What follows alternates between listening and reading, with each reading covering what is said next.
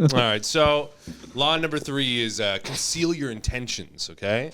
Boo. Wow. That's actually my pet peeve. It's one of his biggest triggers. Okay, so this is the descriptor of it. It's So telling you to do it. keep people off balance and in the dark by never revealing your purpose behind your actions. If they have no clue what you are up to, they cannot prepare a defense. Guide them far enough down the wrong path, envelop them in smoke, and by the time they realize your intentions, it will be too late. This guy's fucking done some bad shit. So Yeah. I have. This guy's Well, a here's bad the dude.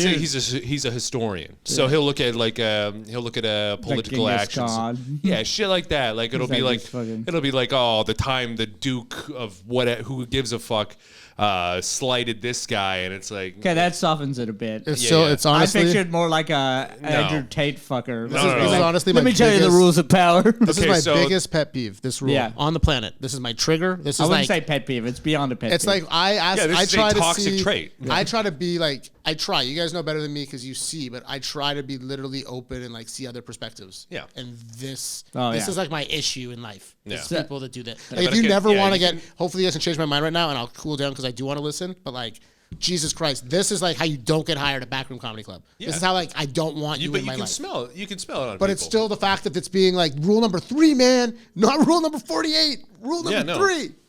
Yeah, they get bad. I've been on this guy's side this whole fucking time, man. There's 2 parts to this rule, okay? So yeah, let's hear the full thing. I'm like, okay, Okay, Maybe so we part misunderstand. part one is use red herrings. Okay, our first instinct is always to trust appearances. Cultivate an air of honesty in one area to disguise dishonesty in others. Be measured and believable. Throw your enemies off the scent.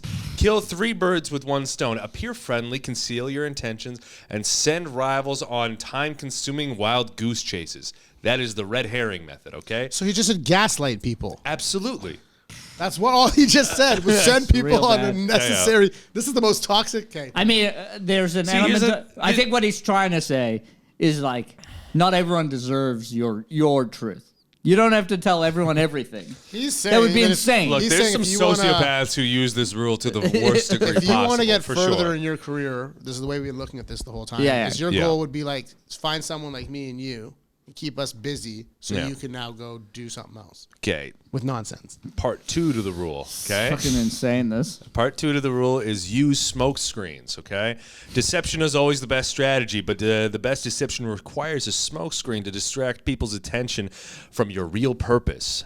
The paranoid and wary are often easiest to deceive. Win their trust in one area, and you have a smokescreen that blinds their view in another. The best deception is a bland inconspicuous, which calls no attention. Wow, dude. What year was this written? I don't know, like early 2000s. Wow. Okay, so the key to power is if you keep people off balance, they can't counter your efforts. Oh, I understand it. It's just mean, and it's like we're so Gross. as people evolved that it's gross is a good word. Gross.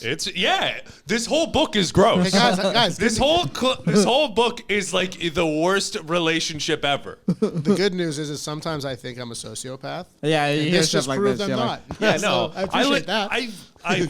I've gone through this book twice now, and it's interesting in the fact that you can actually, if you read this, like someone recommended this to me one time, and in what context? they were like, "This is a great read," but then I actually read it. And as I'm reading it, I'm like, oh, this motherfucker's doing this shit to me. I'm like, oh my God. And like now I use it as a playbook to sense out like toxic individuals. I'm just like, oh, this Game fucking players. guy. These are people that went out of their way to read like being a good read. I get because this is a Like good this read. is to know We're the having offensive. good conversations. Just because I like being honest, I like being open, I like actually getting to know Is he someone. smoke screening also, us right now? No, Like what the fuck? don't get fucking paranoid. Episode 41. We've been Paranoid. fucking back.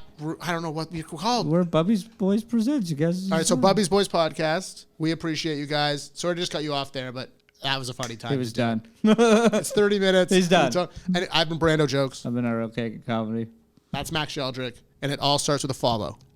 Yeah.